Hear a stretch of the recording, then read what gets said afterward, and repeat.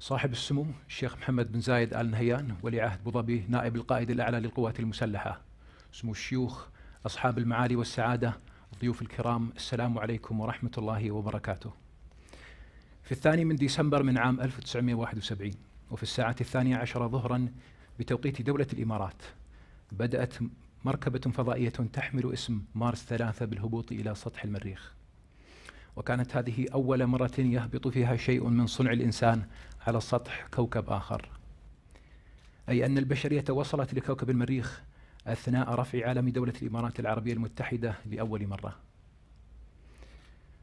وبعدها ب43 عاما على قيام الاتحاد أعلنت دولة الإمارات عن عزمها إرسال مهمة لاستكشاف كوكب المريخ تثري بها المعرفة البشرية وتبعث بروح الأمل في منطقة ابن العربية. يشرفني اليوم أن أتولى مهمة إدارة هذا الحوار، والذي هو بعنوان عالمية ناسا ورحلة الانسان إلى المريخ، في مجلس صاحب السمو الشيخ محمد بن زايد آل نهيان. الحضور الكرام، ضيفنا اليوم هو رئيس وكالة الفضاء الأمريكية ناسا، رائد الفضاء السابق السيد تشارلز بولدن. التحق تشارلز بولدن بسلاح الجو التابع للبحرية الأمريكية في عام 1970، كما اختير بعدها من قبل وكالة الفضاء للانضمام لبرنامج رواد الفضاء، حيث خاض 4 رحلات فضائية قضى فيها 680 ساعة في الفضاء. ويحدثنا السيد بولدن اليوم من خلال محاضرته عن المرحلة القادمة لوكالة الفضاء الأمريكية ناسا في استكشاف واستيطان الفضاء الخارجي. ونلفت عنايتكم إلى أن المحاضرة ستكون باللغة الإنجليزية، وبإمكانكم استخدام السماعات لمتابعة الترجمة الفورية. وبعد الانتهاء سيتم فتح المجال لطرح الأسئلة التي يمكنكم كتابتها على المنشورات الموجودة أمامكم. اسمحوا لي الآن بالتحدث باللغة الإنجليزية. Your Highnesses, Excellencies, ladies and gentlemen, our guest today leads an organization that is at the very forefront of our species' effort to explore and populate new worlds. He has had a distinguished career both serving in the United States Marine Corps and the National Aeronautics and Space Administration, NASA, which he leads today. A veteran of 4 space flights, he completed over 680 hours in space. I have the privilege today of introducing Mr. Charles Bolden, the Administrator of NASA, to talk to us about NASA's global reach and the human journey to Mars. Now, without any further ado, please join me in welcoming our guest of honor, Mr. Charles Bolden. Thank you. Thank you very much. Thank you. I want to say on behalf of all of our party, what a great pleasure we have had here in your incredible country over the last few days. For me, it is actually a return. This is not my first time in the UAE. It is the first time as the NASA administrator. But a long time ago, as I look around the room, before many of you were born probably, I served in the region as an active duty Marine, and we found ourselves on occasion coming here to have meetings with the GCC leadership at what is now the very powerful Air Force Academy, or Air University. When I was here in 97, 98, I think it had just finished construction, and they were getting ready to get underway. So it is a pleasure for me to come back to be here and see how much things have changed. We've also been privileged to visit with 2 universities while we were here. We actually visited Masdar Institute, and we visited Khalifa University. And I will speak on behalf of our party. We were, in the words that we would use in the United States, blown away. We were very, very impressed with the curricula that were offered, with the vision that was being instilled in the students, and probably most importantly, the enthusiasm of the students themselves. Coming from NASA, where we make the impossible possible, and we believe that we turn science fiction into science fact, it's always good to be around young people who were like those that we met today. Tonight, I'm going to talk a little bit about humanity's future in space, but more particularly about the journey to Mars, one that we are very excited that we now can embark on that journey along with our colleagues, our friends from the UAE. It was my great pleasure yesterday to represent the U.S. government in signing a new framework agreement with the United Arab Emirates to expand our deepen our friendship and our cooperation to achieve greater things together in space, whether it's space exploration, aeronautics, education, or a number of other fields. We also signed an arrangement for future cooperation in Mars exploration. From orbit, you see how interconnected humanity is. This is one of my favorite images, and I will tell you, aboard the International Space Station today, or when I flew aboard the shuttle, you didn't quite get this view of Earth. This is a little bit farther away than we are when we fly human spaceflight missions today. We see large portions of Earth at any time. So if you can just allow yourself to kind of zoom in such that you see maybe the top 3/4 of our globe there, particularly this region of the world, you'll get a feel for what it looks like from the incredible vantage point of space. Students ask me all the time, what does it feel like to go to space? And I tell them there are two sensations you get. One is the feeling of being free to float. Gravity is overcome. We're still living in a gravity environment, but it's competed against by the centrifugal force created by our speed. So we tend to want to fall to Earth, but it won't let us, and so we have the sensation of floating. But perhaps the most dynamic and the most lasting impression you get is just the view of this planet in all its beauty. And as I say to youngsters all the time, it really makes you wonder if it is really this beautiful from this vantage point, what are we doing wrong down here? And so you come back dedicated to do what I think many of you are trying to do, which is to find ways to cause us all to work much better together in peace and harmony. And so that is one of the big things that NASA is always trying to do. Our strategic vision at NASA is to reach for new heights, to reveal the unknown, so that everything that we do and everything that we know benefits all humankind. So we are not an American space program out for America. We are about making life better for all humanity here on this planet. So whether we're working on the International Space Station, whether we're sending a satellite as we did last summer past the planet Pluto, some people call it don't call it a planet, I do, the planet Pluto, or whether it's landing on Mars, as we have done several times, or going to orbit Mars, as the UAE is hoping to do here, coming up and not that far off. It is to make life better for humanity, for all of us here. I will tell you, it requires a lot of planning. We have already been here working with the UAE Space Agency for almost a year.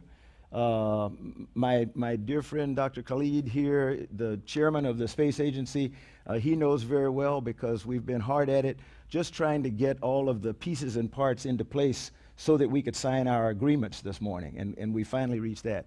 So I think we're all up to the challenge, but it's going to be very hard. It's going to require a lot of planning, a lot of smart people. There is no shortage of smart people in the UAE Space Agency. I have been incredibly impressed. And I'd like to take many of you back home with me to Washington, D.C. to help us at NASA, so watch out. Above all, we have a shared vision of how we can raise the bar on human potential. Before I talk about going to space, I want to talk a little bit about what NASA does right here on the planet. We have a division that's called the Aeronautics Research Mission Directorate. And our focus is really on flying in our atmosphere. We are trying to go faster, more efficiently. We're trying to give you cleaner airplanes, and we're trying to make it very safe for when you fly. One of the areas in which we'll be able to work under the new framework agreement is in the field of aeronautics. And we're about now trying to help make airplanes that can go faster and faster, exceed the speed of sound, such that travel around the world takes much shorter than it does today. And we're very excited about that. We're committed to transforming aviation by dramatically reducing its environmental impact, maintaining safety, and maintaining the common flow or smooth flow through the crowded skies.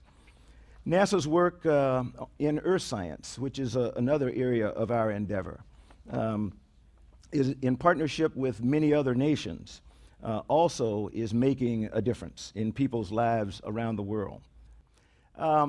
I want you to take a look at this slide because it's a time-lapse imagery of our planet viewed from about 1.5 million kilometers away by a satellite called Discovery. We built that for NOAA, the National Oceanic and Atmospheric Administration. It has our weather service, but NASA has a particular camera on there that we use for Earth observations, particularly with reference to weather. That camera is called EPIC. And anybody want to guess what that little thing is that flies in between Earth and the camera every once in a while? How about the young man over there? You want to guess? You know what it is, don't you? No? Yell it out if you know. The moon, absolutely. Now, let me tell you something else. For you, there's a young lady over here, so I'll let you all go back and forth, all right? So he told us it was the moon. I'm going to tell you, I won't make you guess. What is unique about this image of the moon from Earth, our moon doesn't rotate like our Earth does. So the moon goes around Earth, and forever and ever and ever since our forefathers lived on this planet, we always looked at the same side of the moon. We can't see what we call the backside of the moon because the satellite is actually 1.5 million kilometers away from Earth. In this image, this is actually every 28 or so days, you're looking at the backside of the moon as it goes by. So this is the first time that we human beings have been able to see the backside of our own moon. Among some 750 international agreements we have with other nations, the majority of them are in the field of science. We're still receiving data back from a New Horizons spacecraft that brought us this absolutely incredible image of the planet Pluto. Until last summer, most very intelligent astronomers and planetary scientists believed that Pluto was this cold, small, tiny rock out on the far distant regions of our solar system. When New Horizons spacecraft began to approach Pluto and got closer and closer and began to do higher and higher resolution images, we found out that, boy, were we wrong. Pluto is an alive planet. It has a slight atmosphere. It has some ice cover. It has huge mountains, some taller than the mountains on Earth. And so we now have to begin what I think will be probably hundreds of years of evaluation of the data. Your Highness, as we go to try to start looking at big data and knowledge capture, we've got our job cut out for us in trying to understand all the data that is coming back already from New Horizons at Pluto. There's another satellite that is on its way right now to another planet in our solar system, the largest, called Jupiter. And this spacecraft is called Juno. For us in the United States, a significant day for us is Independence Day. It is the day of our independence, the 4th of July, and it's timed just such.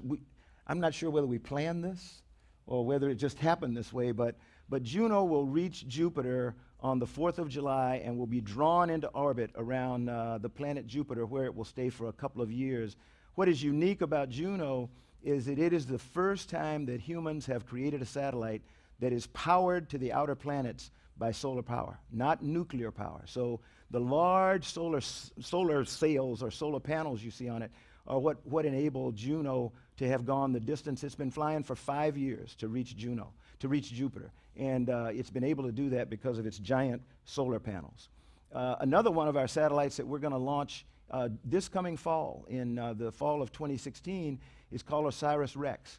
And it's an asteroid sample mission. So as the UAE and NASA prepare to go to Mars together in 2021, OSIRIS-REx will launch next fall to go to an asteroid called Bennu that is in an orbit around our sun. It's going to intercept the asteroid, land on it, and then bring back some samples to Earth. So it will get back here to Earth with those samples about 2023. So by that time, the UAE Space Agency and NASA will have been taking data from Mars' atmosphere for about 2 years. So we'll be there together waiting for OSIRIS-REx to get back to Earth and tell us all that it knows or it has found out about Bennu. This is one of the most extraordinary technological achievements in the field of astronomy and astrophysics in quite some time. It is a satellite that is going to be about 1.5 million kilometers from Earth. We're going to launch it in 2018. It is called the James Webb Space Telescope. It is the successor to Hubble. And the promise of James Webb is it will absolutely dwarf the data and the information and our knowledge of the universe that the Hubble Space Telescope gave us. This is time-lapse photography of I want you to look at the people. Those are people walking around. They're not really running, but we're running it real fast. That'll give you a feel for how large this telescope really is. What makes it so different is it's actually 16 segments put together in the face of the telescope. They are highly polished, so you could see it as it rose up. You could actually look at the reflection of the rest of the room as the telescope was coming up. It has to have solar panels on the back or that protect it from the heat of the sun, because it operates at an extreme cryogenic temperature that's almost absolute zero. And that's what allows it to look into other galaxies so far away.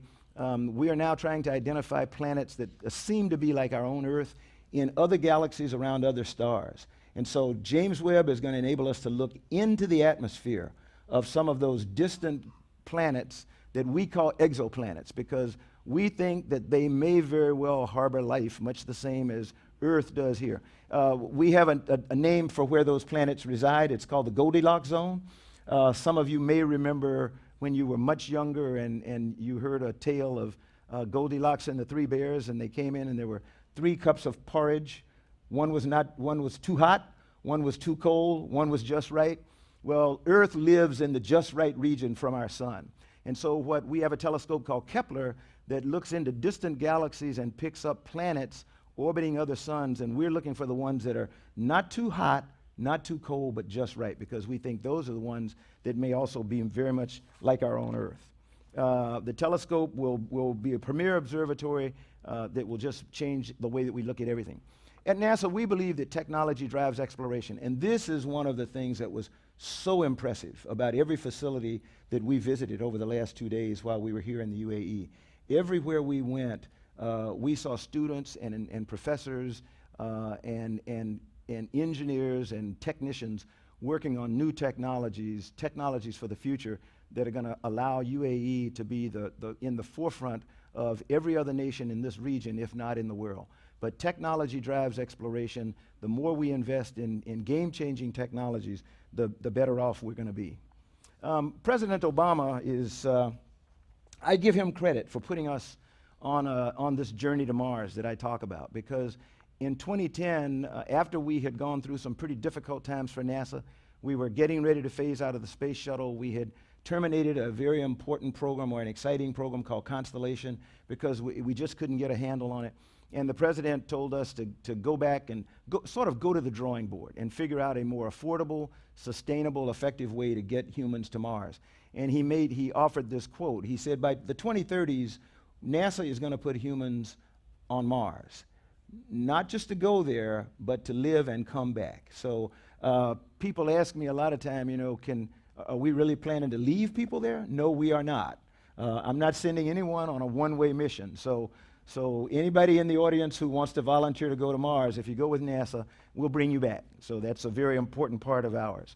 Some of the things that have really excited us about Mars and gives us hope that we will find life, or this image is of a huge ice flow, but it's liquid ice. It's actually ice that's full of salt. It's briny ice, and it didn't quite freeze, so you're seeing a flow of frozen water coming down a mountainside on the planet. Why is that important? Scientists here on Earth just went crazy when they saw this, because many of them who look for things that we call extremophiles, species, microbes that can live in extremes of temperature, under the ice in the Arctic or Antarctic, and in the mouth of volcanoes. So when they saw the flowing water with ice, that made them think, okay, when we get to Mars and we can go under and scrape some of the ice off and put it under a microscope, there is a good chance we're going to find living microbes under that ice, just like we do in Antarctica. So that has given us great hope that we're actually going to find life when we get there.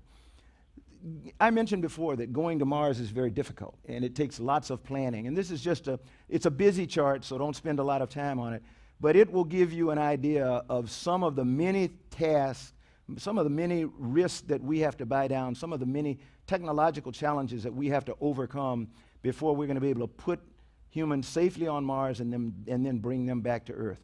For example, the biggest part is down at the bottom at 6 o'clock. It says round trip. That's what I meant. We're not leaving you. We're going to bring you back. But in order to bring you back, I need a Mars ascent vehicle, which is just before it, because that's the small launch vehicle, if you will, that's going to lift the astronauts off the surface of Mars, put them in a spacecraft that will then bring them back to Earth. We don't want to have to put a big spacecraft there like we send from Earth today. We want to be able to fuel it with the resources that are on Mars. So we know there's water. We have an experiment that's going up on a Mars 2020 rover in 2020. That experiment is going to actually extract carbon dioxide from the Martian atmosphere and hydrolyze it such that we get gaseous and then liquid oxygen that we can use as propellant in a rocket. We are hoping when we dissociate some of the water, we will get hydrogen. So we put the hydrogen and the oxygen together. We have the fuel for a clean burning rocket that will then bring an astronaut from the surface of Mars. So that's some of the work that we're really going to do when we get there. This is, some people like it, some people don't. This is the story of the journey to Mars. So if you kind of look at it, you'll see that NASA has identified 3 regions, and you can identify them in terms of time, in 10-year segments from here on out, or we like to call it in terms of challenge. So we have lived in the Earth-reliant zone, that blue area, for some 40, 50 years now. Since humans started going to space, we have operated in and around low Earth orbit. We operate there today on the International Space Station. We've been there for more than 15 years. For some of you who have children who are 16 years or less, they probably have not breathed one breath of their life when there haven't been people living and working on the International Space Station. Because from 1998 until now, we have been constantly living and working on the International Space Station. A good part about it, and a part that I say tells us why we do all this, or an example is, there has always been a Russian, always an American cosmonaut, working hand in hand as brothers, as sisters, but working collaboratively on the space station in the pursuit of making life better here on Earth. It makes no difference what's going on down here on the planet. We manage to be in pursuit of the same type of mission, and so we work very well in space. The second zone in the middle, where you see most of the swirl, we call the proving ground, and we're on the way there. So in the decade of the 20s, we'll launch humans back into orbit around the moon. Hopefully, we will have entrepreneurial interest, academic interest, governments who will want to go and land on the moon and put humans there again, and the U.S. through NASA will help them do that as we continue to work going on to Mars. Our hope is that in the 2030s, we'll make the decision that, okay, now it's time for us to send humans onto Mars, and that will be the culminating event of the journey. I have mentioned a number of times the International Space Station. This is it, probably the greatest technological marvel of our time. We live and work on it every single day. A normal crew is about 6 people, and they come up in increments of 3 each for 3 months at a time. So we're doing that. I mentioned before that a crew either has to take stuff, they have to make it on the way, or they have to get it when they get to Mars. So this is an example of a crew with our astronaut Scott Kelly, who lived on station 1 whole year, actually eating some of the lettuce that was grown on the International Space Station through an experiment called Veggie. So we now grow vegetables, at least some. We grow vegetables. We also grow the flowering plant zinnia. We're about to start growing cherry tomatoes, and then we'll go on and on from there. So we're going to grow stuff as we go. We're looking at microbes to help us produce artificial meat, artificial vegetables, and even with some of the microbes, we have learned how to make concrete. So you won't have to take construction material with you. We have 2 3D printers today on the International Space Station. We have made tools of plastic, and we're gradually moving on to begin to use metallic material to try to make metal materials. This is just to prove that I did go. Sometimes people say, did you really fly in space? Well, this doesn't really show it, but yes, I did. I really flew in space. This is my colleague, Dr. Franklin Chang Diaz, who is a success story in and of himself, born and raised in San Jose, Costa Rica. Decided at the age of 7 he wanted to be an astronaut, and managed to convince his father to send him to the United States at the age of 17, where he was educated and then became not only an astronaut, but today he is one of the world's foremost plasma physicists, building a plasma fusion rocket engine that, when it works, it's going to allow us to go to Mars instead of 8 months today, about 4 months or 2 months. So that'll be game-changing. What we're doing there is a biomedical experiment, much as some of the ones that we saw out at Khalifa University today in the Department biomedicine. This was our crew for the one-year mission, Scott Kelly and his colleague, Russian cosmonaut Mikhail Kornienko. It's not the longest time that people had lived in space at any one time, but it is the longest time we've ever had an American to stay there for one whole year. What was different this time was the Russians, Americans, and all of our international partners collaborated on the tests that would be done, the protocols that would be used, so that the data gathered from their experience is useful to any and everybody who was involved. Scott also happens to be an identical twin. His identical twin brother Mark is also an astronaut, retired astronaut now, but Mark was here on Earth, so we did the first ever genomic study. We called it the twin study, where we now are able to compare DNA, genes, just genomic information from one identical twin who's in space with the other who is down on Earth. So this is some of the work that Scott did over the course of his 1 year in space, from medicine, biomedical research, growing his zinnias, you name it. He did quite a bit. This is Orion. So now let's talk about going to Mars as I close out my comments. To get there, we're going to use a launch vehicle called the Space Launch System, SLS. That's it on the right. It'll be the largest launch vehicle humanity has ever built. In its time, it'll be able to carry 130 metric tons into orbit. The spacecraft on the left is the capsule in which the crew will ride. It's called Orion. We have already flown a highly successful test flight on Orion back in December of 2014 with no crew. We have one flight coming up in October of 2018 when we're going to put Orion on top of the SLS and fly a test flight. And then in 2021, 2023, we'll fly the first crewed mission of Orion and SLS to the moon, around the moon, and begin that period of 10 years that I mentioned I call the proving ground part. While we're doing that, these are some of the Orion tests that are underway today. This is the second Orion vehicle that's now being built for that first flight that I called integrated, actually with the SLS. So here we're testing the engines that are going to go on the Space Launch System. We actually, when trying to be conservative in our spending, we actually are using residual engines from the old space shuttle days. So we take 4 space shuttle main engines, and that becomes the power plant for the Space Launch System. This is an SLS. It's a solid rocket booster that goes on the side, 2 of them. They're a little bit bigger than the ones we used on the space shuttle, but together the main engines and the solid rocket boosters will be what will get us back to the moon and then on to Mars.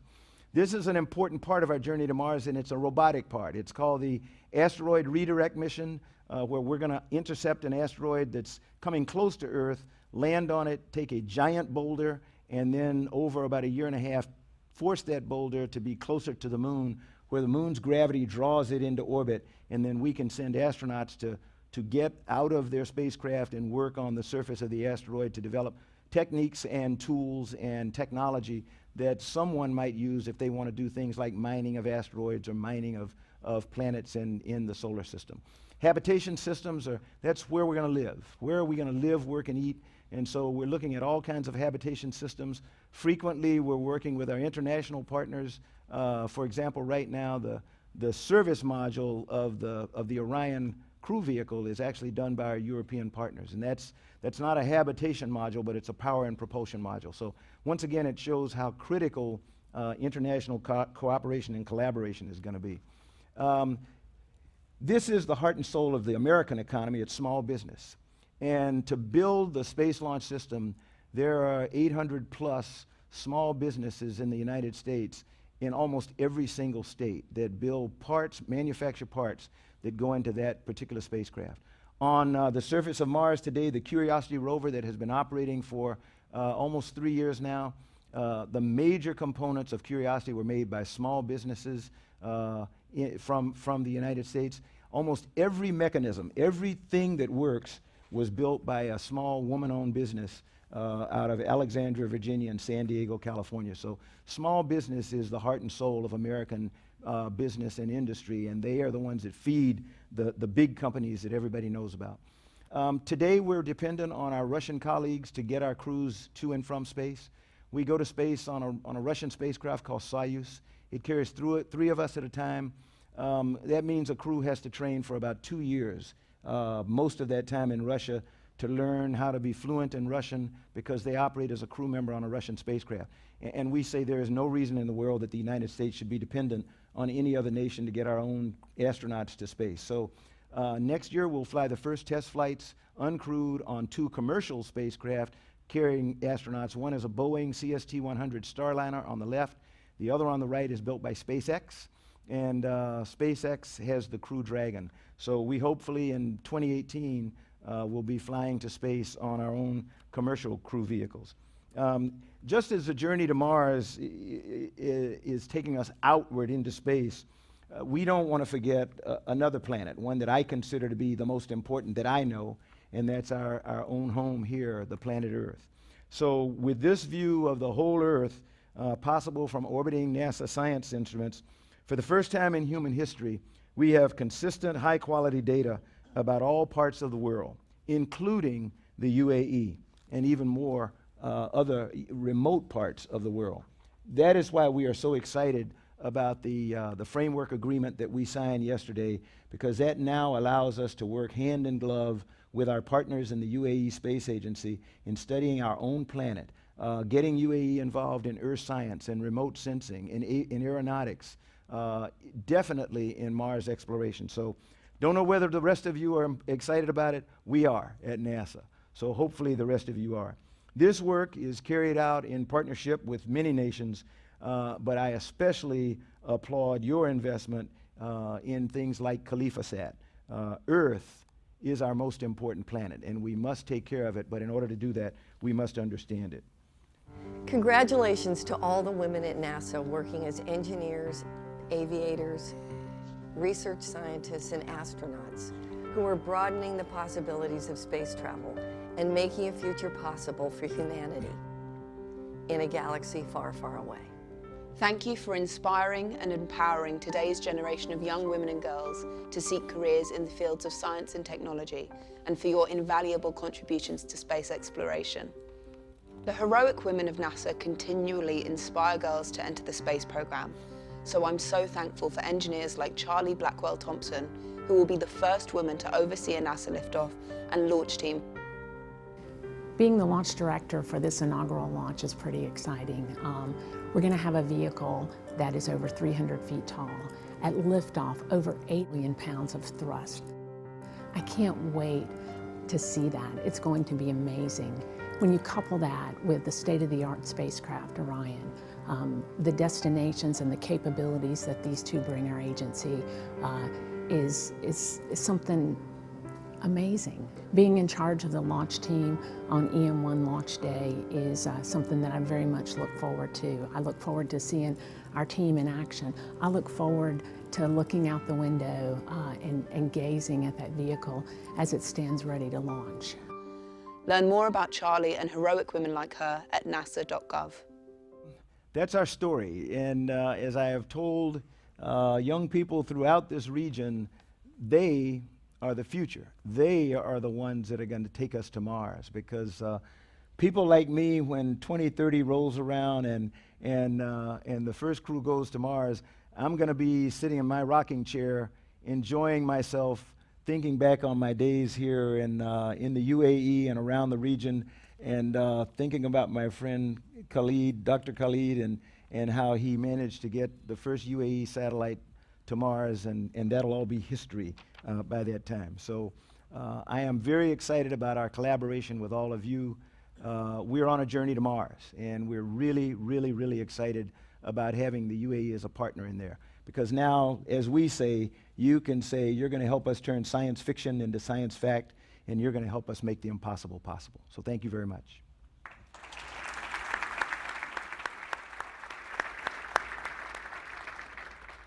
Administrator, thank you for a truly exciting look into the future. We can open the floor for a few questions right now. Maybe we can start with a few of my own. Administrator, what could argue that the main driver for the Apollo missions was security? The United States was at war with the Soviet Union once the US realized that the Soviets were not going to the moon. It stopped being a priority. So what is, in your opinion, the driver for the journey to Mars? And will it ever be as potent as the Cold War was for the moon landing? Yeah. When we went to the moon in the Apollo era, it was a geopolitical imperative, as you mentioned. We had deep in a Cold War with the Soviet Union then. Today, it's significantly different because there is not the level of competition between nations as it was then. We believe that the key is collaboration among nations. The competition that we have in the US and with our international partners is a competition of ideas. So we are seeking ideas from all of our partners. Our friends in the UAE Space Agency know that we have asked them in the 2 days that we've been here, we need to hear from you. We need to know what it is that we can do to facilitate your success. We won't do it. It is yours to do, but let's talk about ways that you can contribute, that you can actually become involved in the International Space Station, as an example. The other thing about the journey to Mars is that, as I said before, our vision is that everything we do benefits humankind. Everything we've done so far on the road to Mars has developed technologies that have found uses back here on Earth, whether it's purifying dirty water in remote parts of the world so that we decrease the amount of deaths among infants, who most infant mortality around the world is due to waterborne pathogens, just bugs in water. And so our crew on the International Space Station has to have clean drinking water. We can't send it up by rocket all the time, so we now have a water purification system on board. We collect everything from urine to perspiration to you name it, and we recycle it. We're very interested in talking to the UAE because some of your water reclamation methods here may turn out to be things that can be applicable to the journey to Mars. So I think that is the giant difference, is that we have multiple nations working now to affect life here on Earth, whereas during the Apollo era it was the US alone, and that won't happen again. And in terms of the approach and investment, how would the two be different? Well, the biggest thing, as I said, is the fact that it is not just one nation. When we went to the moon, there was one nation involved. Now, granted, if there are any few of you who were around when we landed on the moon, you probably remember going in front of a store or going to a neighbor's house if they had one, going somewhere and seeing a television as we saw Neil Armstrong land on the surface of the moon. And for that one brief moment, that was not an American accomplishment. That was an accomplishment of humanity. Every nation in the world can't claim credit for landing on the moon. And that's the way it is now going to Mars.